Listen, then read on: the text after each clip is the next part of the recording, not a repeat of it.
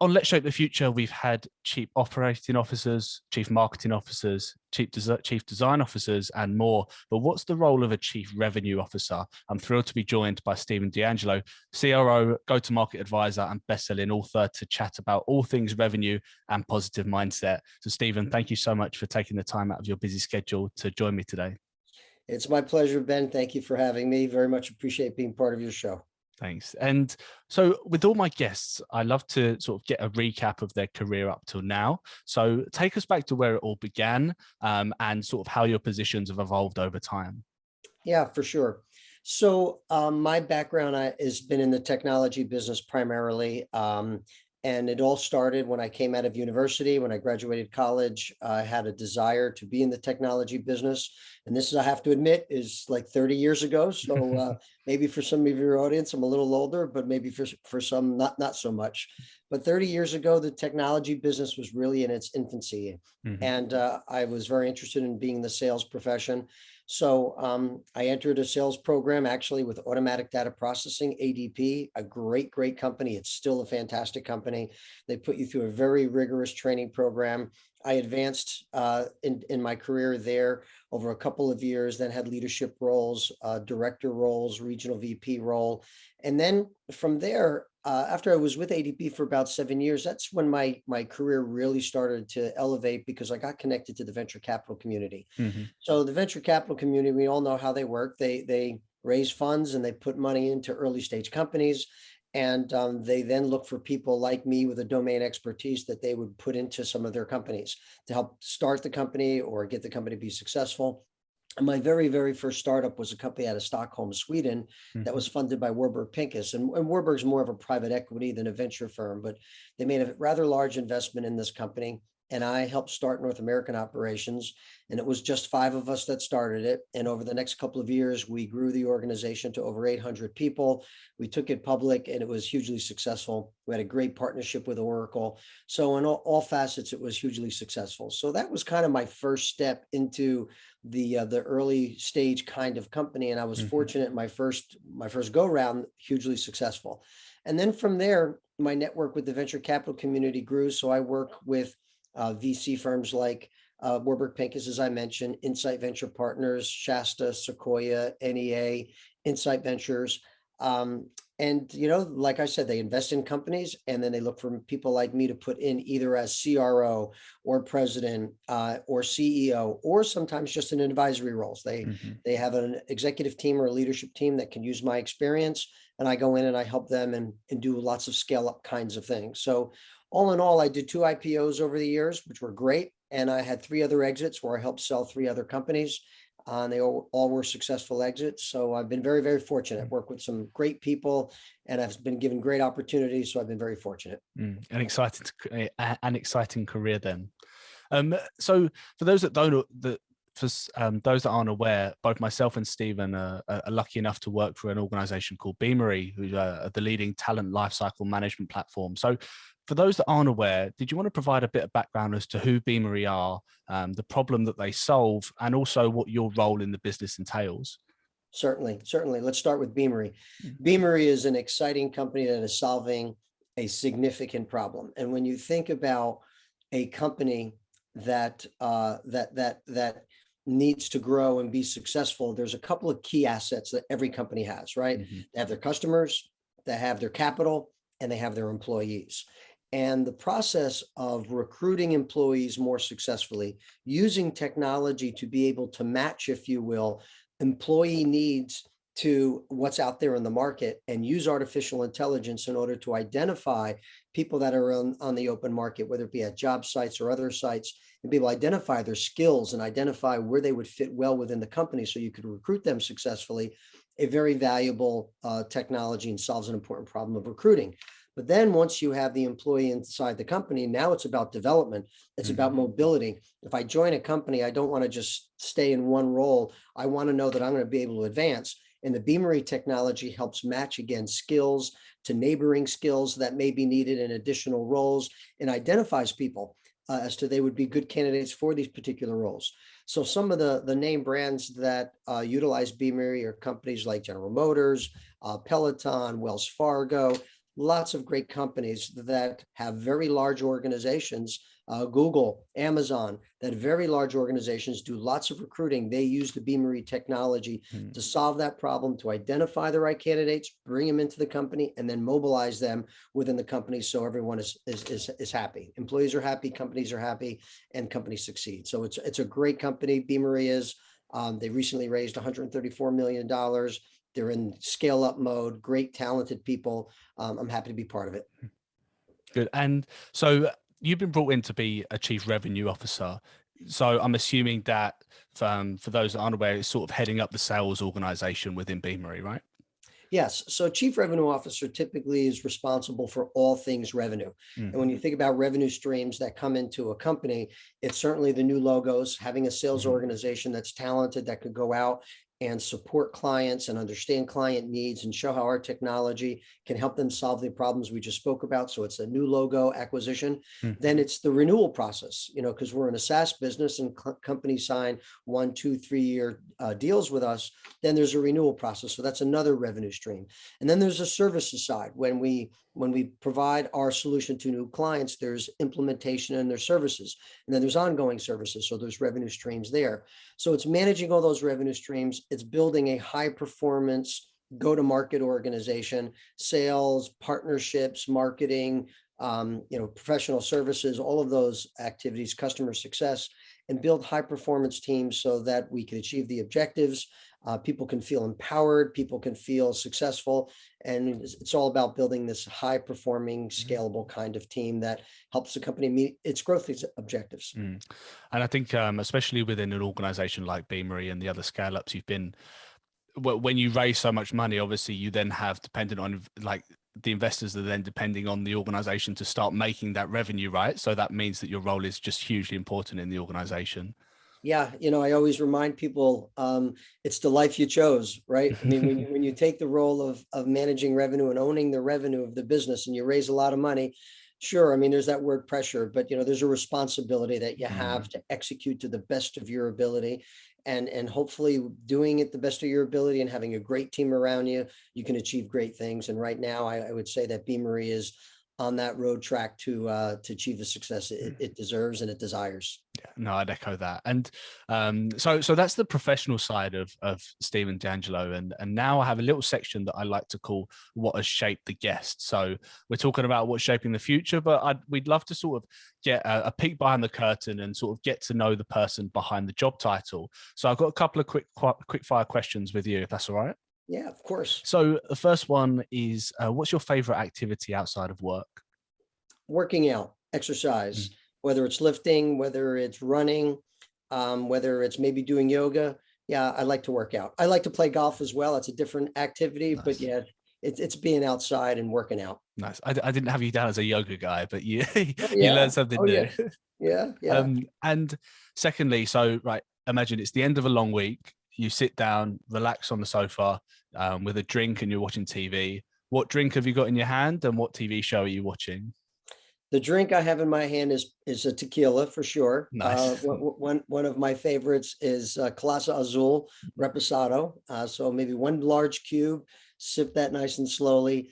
And I'm probably watching something on Netflix or Disney, some kind of a miniseries. I'm more of a movie miniseries person than in a sports. I love watching sports than I am more of your typical network TV.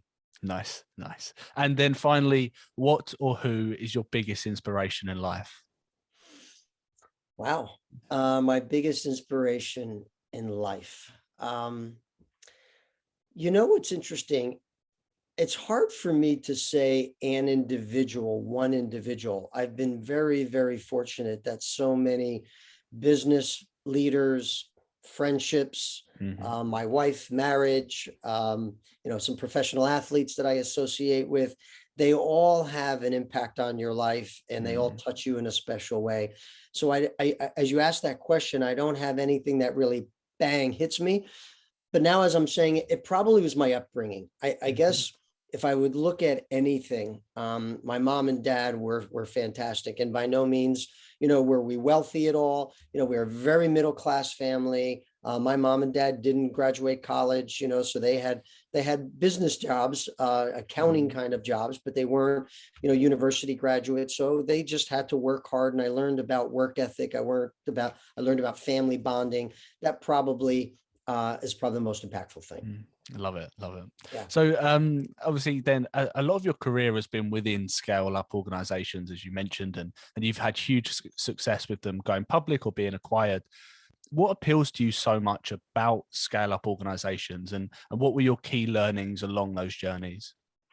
Yeah. So the thing that excites me the most is like building a winning team, a winning organization that's starting, basically with an idea of a technology, and maybe you're getting some early clients. Mm-hmm. And how do we now shape this so you can indeed scale it and you get to volume, and you then are really having an impact on the world, right? Because you are impacting companies, they're operating more successfully, and then watching the employees, the people on your team prosper financially, prosper in their career. They're growing, they're learning new skills, they're learning how to be more successful. And you could see them grow as individuals, and you could see their satisfaction, right? They're feeling the achievement. And when that energy happens, it really, really is exciting, because people are, like I said, they're advancing their career, they're financially improving, they're happy with what they're doing, they feel they have a meaningful role within the corporation, that whole process. Now, that being said, there's lots of chaos with early stage companies, right? There's lots of ups and downs and sideways and changes of vision, changes of direction, because you're trying to find where do you fit the most in the go-to-market world so that you can scale. So there's lots of challenges with it. It's certainly not for the faint of heart, as they say, right? You have to have a lot of courage and some thick skin to be in the scale up startup world. Yeah, I think I'd echo that, because I came to Beamery from SAP, right? So you've gone from an organization of 100,000 plus employees, where you're a really small cog in a big wheel, to being a much larger cog in a much smaller wheel. And to what you said about the amount of responsibility and sort of voice you have in the business, like, I love it. I thrive in that environment. But as you say, sometimes the larger organization is suited to one personality, but the smaller one is for a different. So now that's really interesting. Yeah, and you have to applaud SAP, right? Huge, absolutely, global company, but they started, right, of course, at some point way back when, as a small early stage company, and they were able to navigate the scale up phase, the growth phase, lead differently, manage differently, new products, and now look at them. So certainly a great successful company. Beamery will be there eventually. That's right. That's right. So now moving on to your book. So your book is titled "A Single Day of Peace: An Inspirational Novel Revealing 50 Principles That Can Transform Your Life."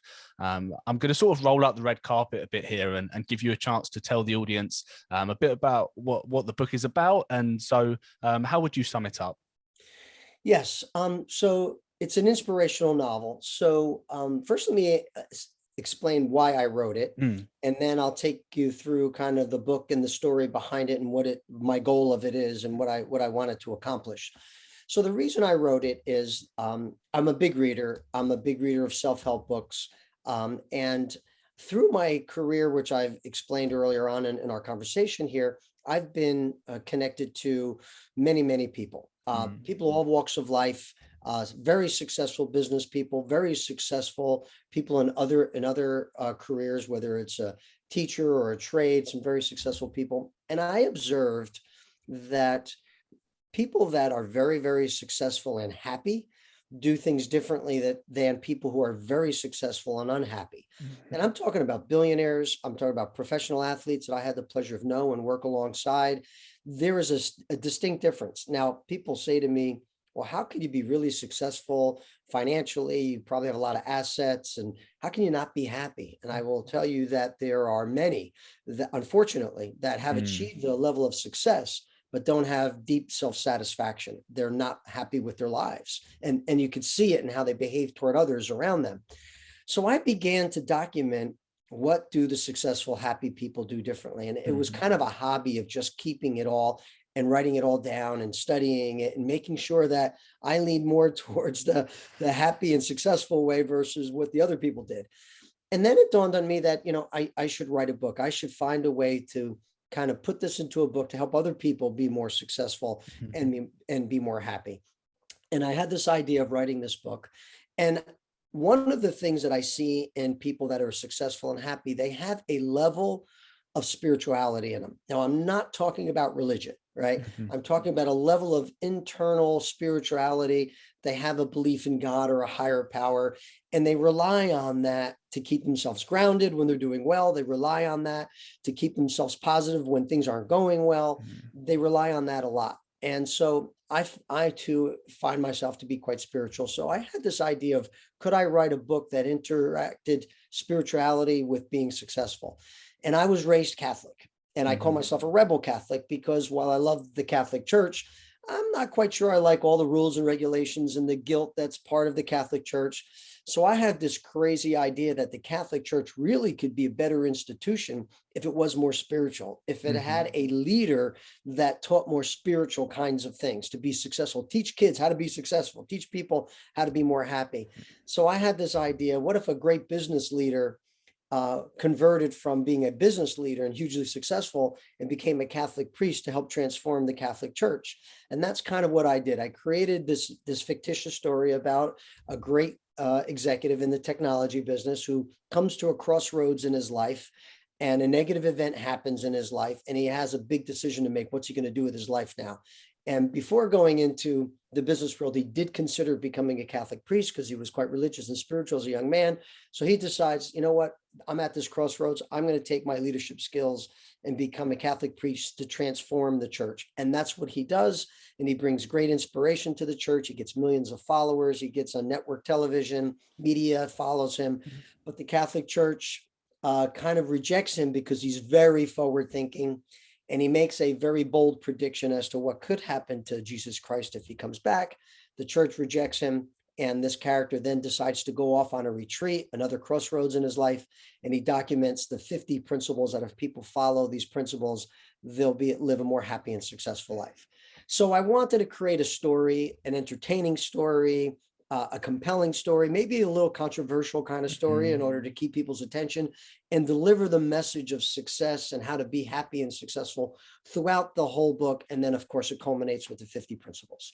So that's the lowdown on the book. And I have to say, I've gotten great feedback from people of all religions. I've had people that are Buddhists, the Jewish community, of course, Catholics, Protestants, Lutherans. I've had many come to me and write to me, or people that I know say, hey, you really hit the points well. So I felt good that even though I used the Catholic Church kind of as the theme, it's really not about just the Catholic Church. Yeah. So that's it. No, it's a really interesting concept, and it's a 5-star review on Amazon, and I was reading through the reviews, and I was like, oh, this is amazing, and I'm waiting for my copy to be delivered, so I can't wait to dig into it. And it's interesting what you were saying, right? Because I've always, and I saw it at my previous organization, and I've seen it in businesses. I've always thought there's a happy medium between the amount of money someone has and the sort of time and happiness that they have to spend that money and to sort of benefit their life. Do you think it's possible for someone to get to the top of the top and still have the sort of the mindset and the positivity and the time to sort of spend the rewards that come with it and sort of take advantage of that moment? Yeah, absolutely. Yes, absolutely. Many do. There are so many very successful people that have achieved wealth that give so much back. We don't hear a lot about them. They do it humbly. Some, of course, we hear about them, but they do it humbly, and they do the best they can to keep balance in their lives. Now, let's be honest. When you are building a great business and you're becoming more and more successful, and yes, more and more wealthy, your 24 hours go by very quickly, right? You got to find some time for family, right? Some time to stay healthy, but you're running this business, and it's really hard to do.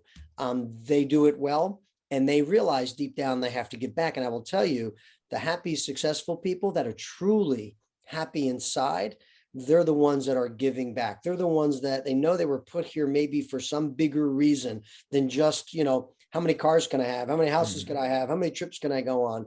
And I also want to say success isn't just about financial success, right? Absolutely.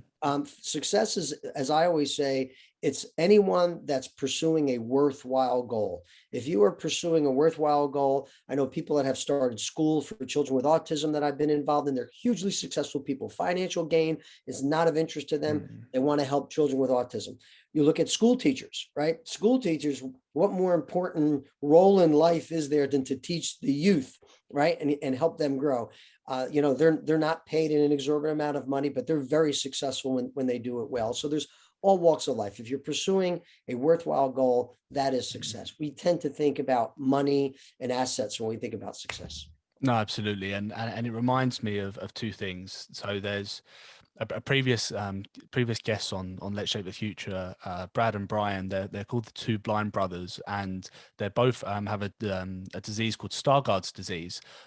So they're registered blind, but they started an organization where they sell clothing and accessories.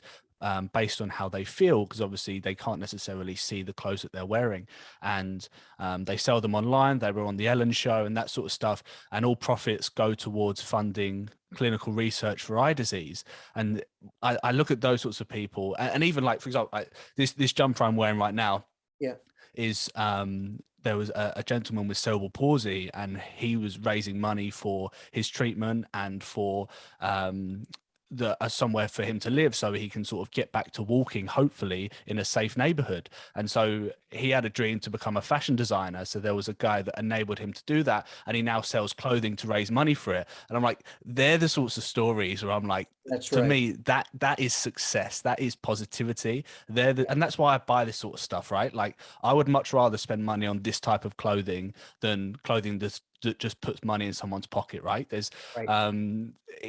those sorts of things really speak to me, and I think it comes Terrific. back to the sort of life's too short, so whilst you're here you've got to make a positive impact, right? and That's and right. that sort of prompts a question in how strong do you think the power of a positive mindset is in an individual, and would you agree that projecting that positive mindset onto other people is as important as having it yourself? Yes. So in my mind, it's numero uno. It's number Mm. one. Um, the mindset that we all take throughout our lives and the mindset that we actually have to create, it makes all the difference in the world. We become the thoughts we think. Mm. We become the goals we set. We become the attitude we project. We are the thoughts we think. And I cover this a lot in my book, A Single Day of Peace. There's a theme of that really throughout the book, because there's nothing that's impacted my life personally more than learning about controlling your thoughts. I learned that early in my career. I became a believer in it, that life is a self-fulfilling prophecy. If you're down and you're negative and things always go wrong for you, that's because it's being programmed and you're attracting that from the universe. And if you're lucky more often and you find the parking spot, your career is growing, you're getting that from the universe based on that which you put out to the universe. So there's absolutely no question, those people that have a positive mindset, and this is a learned ability. You can Mm. learn how to shift from a normal or maybe even negative mindset to more of an optimistic mindset with positive expectation. And the people that focus on that and program themselves by repeating very positive statements about themselves to achieve the goals that they want. Maybe they want to lose weight or gain weight, or they want to achieve a certain, they want a new car, or want to achieve Mm. something from an income perspective, or they want to start a school, whatever it is that they set their mind on and can communicate to themselves that I'm going to achieve this, Mm. that energy now allows them to be more successful. And then all of a sudden they don't know it, but they're projecting that positive energy to others, and they bring like-minded people to them. And the negative people do the same thing. Very often negative people call themselves realists, right? They say, well, I'm just Mm. being realistic. No, you're being negative, right? You're, Mm. you're programming things the wrong way. You're not being realistic. Now, granted, there's always a level of realism that we must have Mhm. in our optimistic views. But hey, let's see the glass half full more Mm. often than we see it half empty. And let's look at the good in things. It's not always easy. We all face Mm. very tough times in our lives, right? There's certain shit, excuse my French, is going to go wrong for Yeah, yeah, all of us. absolutely. And we have to be able to have the right mindset for that. Mm. I believe that nothing is more critical than that in order to have a happy, successful life. No, I'd echo that completely. And it's the point about the stuff that goes on in your life. So, for example, I unfortunately lost my best friend this year to cancer, and obviously it was an awful time, absolutely awful, and still is. But what I've come to do now is sort of, as hard as it is, try and take the positive side. So just Right. learn that life's too short, learn that have a positive impact on people rather than a Yes. negative, like because you never know when things are going to go badly or things are going to end. So let's just Yes. do the best we can while we're here, right? So it's taking those the bad things that can happen and trying to just scrape every bit of positivity out them, and then, as you say, things will get better and you'll start to Yes. see success, and they're all linked. So it's interesting. We mentioned my book, A Single Day of Peace. A core part of the story, which you'll get to when you read it, is this negative event that happens in this character's life, right? And how is he now, who was once hugely successful, still financially successful, but now is in a miserable state because something went very, very wrong? How does he transform himself in order to be still have a positive impact on the world? And the reason why I wanted the story to have such a negative thing happen is because we all have challenging times. You just lost a friend, right? And when you read about others that had challenging times, but they rose above it, they did certain things to make it more productive. You have more faith that you can get through it. And let's be honest, some difficult times are very difficult. You could lose a child, you could lose a spouse, you've lost a friend. I'm not saying it's easy, right? We all have some very tough things that we have to try to get through, but with the right mindset, that you can certainly get there. No, absolutely. And uh, to sort of transition that mindset into the sort of role that you do on a day-to-day basis, right? So a CRO leads a sales organization within a business. And I would say that I have never thought of myself as being a salesperson because I don't feel like I fit the sort of stereotype of what a Right. salesperson is. And I wouldn't say that I necessarily possess the selfishness that I think a salesperson is, we've been taught, requires to be successful. Do you think people can succeed in sales without having that sort of Wolf of Wall Street type mentality in the world nowadays? Yeah. Okay. So great question. So when we think of Wolf of Wall Street, uh, and we think of that character, and we think of the stereotypical idea of a salesperson, that type of individual usually doesn't have longevity. That type of individual will have some success, but there's something inside of that individual, that character, that I believe all salespeople need to have. It is resiliency. It is a deep belief in oneself, right? Because the world of selling, you're dealing with a lot of rejection. You're dealing with a lot of trying times. It's often why, athletes, whether they became professional or not, I've hired lots of Division I college athletes, and they do extremely well because they know they're going to get knocked down. They've got knocked down their whole life playing a sport, but they have to get back up. So that resiliency is really important. So I'd say that's one of the things that in that Wolf of Wall Street character that, yes, you want a salesperson to have. The boldness. You have to be bold. You have to be willing to kind of put yourself in an uncomfortable situation. You're bringing a new idea to an executive. You have to have the self-confidence and the boldness to go forward and move that forward.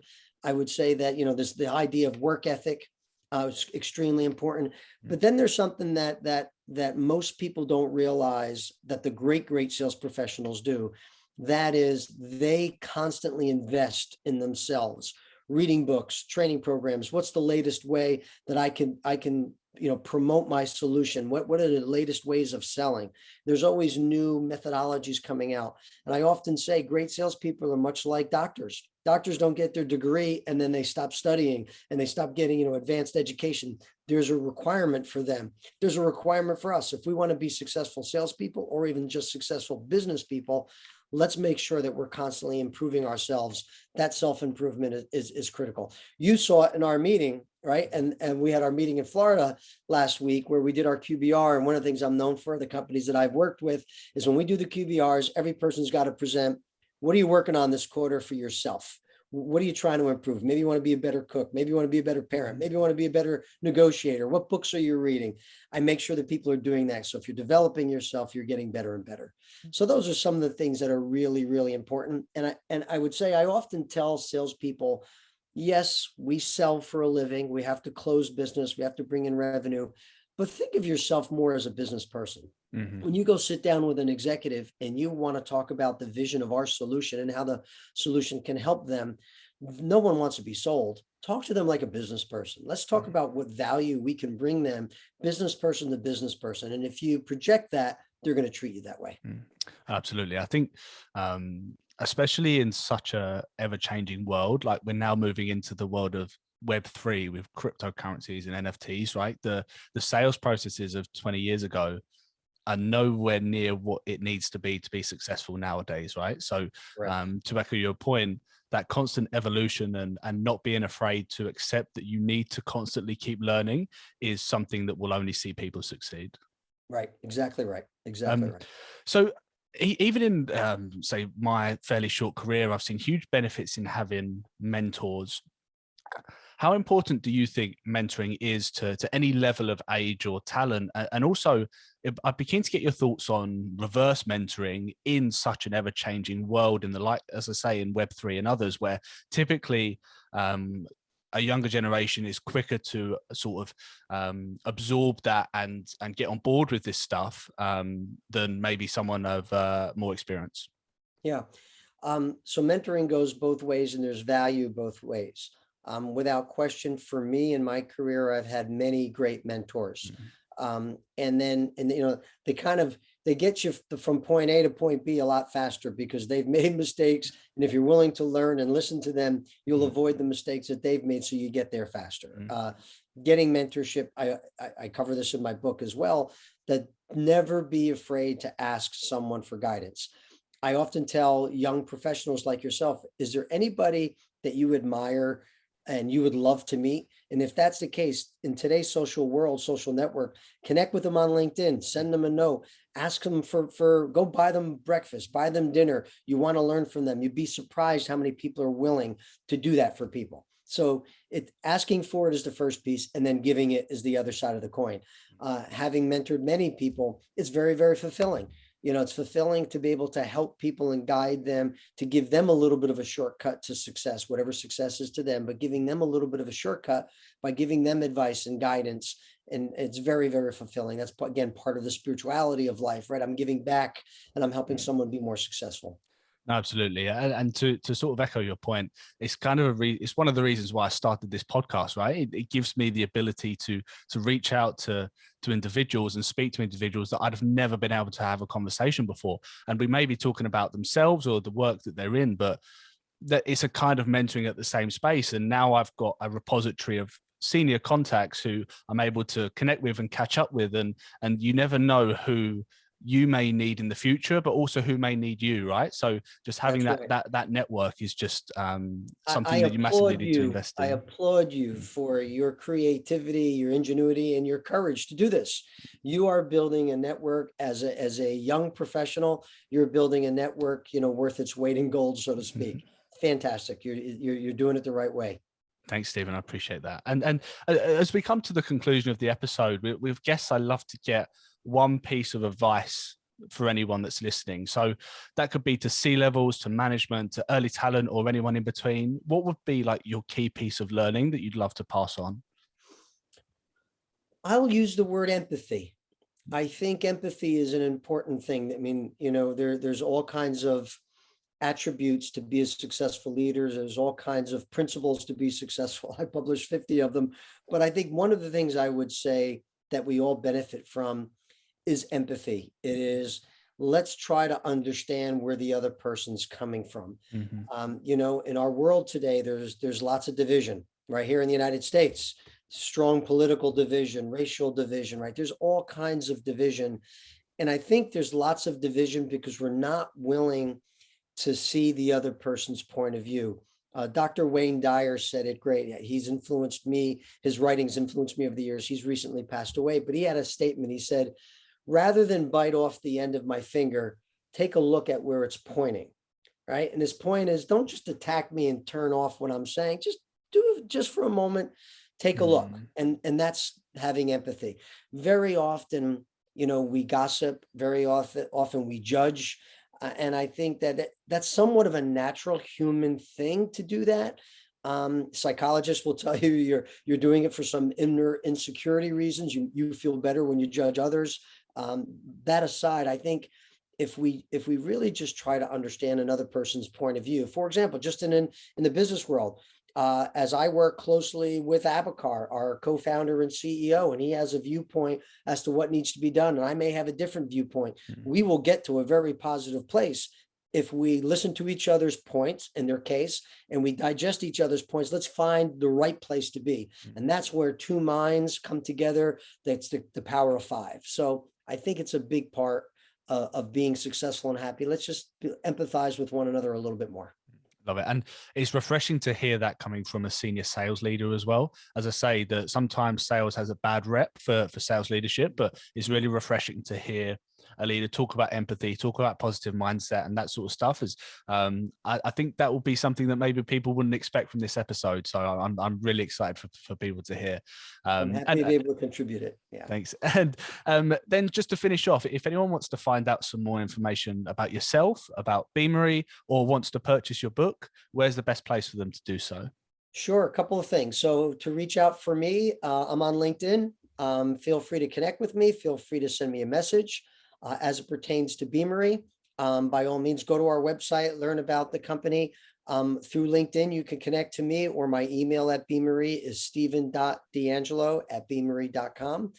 You can reach me there. As it pertains to my book, I have a website, asingledayofpeace.com. You can learn more about the book there, or you can go straight away to Amazon and just search a Single Day of Peace, and you'll see the reviews there. You can purchase the book there, and I'd be very appreciative if you purchase it. And if you do, send me messages, send me an email. I'd love to hear what everybody thinks about it. Good and not so good. If you're critical of it, I'd like to hear that too. But that's the way you could get in touch with me. That's the way you could get to the book. And of course, if Beamery is interesting to you, please check us out on our website, and then reach out for me. Amazing. And I'll leave the link to the website and the Amazon page in the description of the episode. But yeah, Stephen, it's been an absolute pleasure hosting you on Let's Shape the Future. Thank you so much for taking the time out of your busy schedule to chat with me. It's been really interesting to hear about your experiences, your book, and how a positive mindset can produce so much success in someone's life. So thank you so much for your time. My pleasure, Ben. Thank you. And congratulations again on a great show. Thank you.